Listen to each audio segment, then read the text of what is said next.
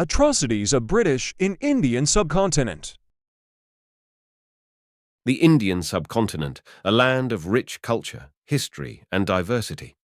But beneath its surface lies a hidden history of pain, suffering, and exploitation.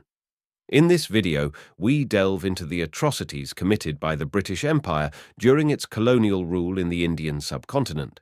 The British came to India pretending to be just traders, but they were clever and had bigger plans. In the 17th century, the East Indian Company used trade as a cover for wanting to rule over India.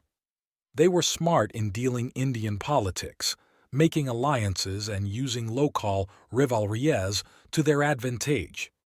Slowly, they went from being traders to becoming the rulers of India.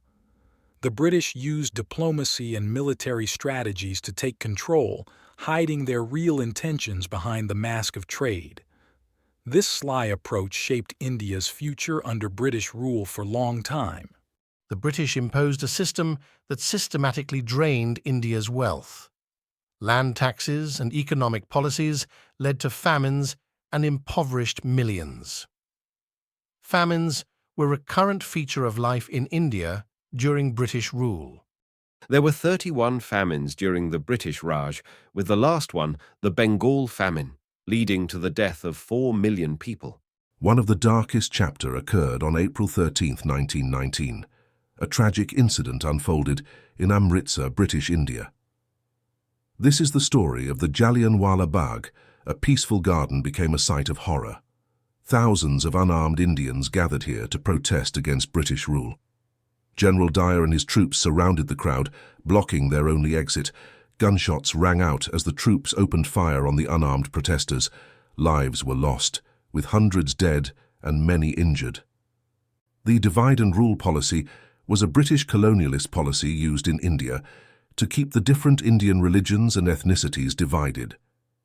This allowed the British to maintain their power and control over India for centuries.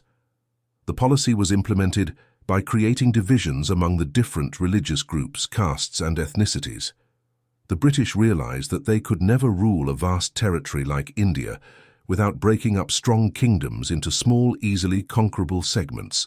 The policy was also used to pay religious leaders to speak out against each other, slowly poisoning relations between different faiths. The policy was a major factor in the partition of India in 1947. The partition of India in 1947 was a significant event in the history of the Indian subcontinent. The British Raj, which had ruled India for over 200 years, was dissolved, and two independent dominions were created, India and Pakistan. The partition was a result of the Indian Independence Act 1947, which was passed by the British Parliament on July 18, 1947. The Act provided for the creation of two independent dominions, India and Pakistan, by the struggle of Muhammad Ali Jinnah and Mahatma Gandhi.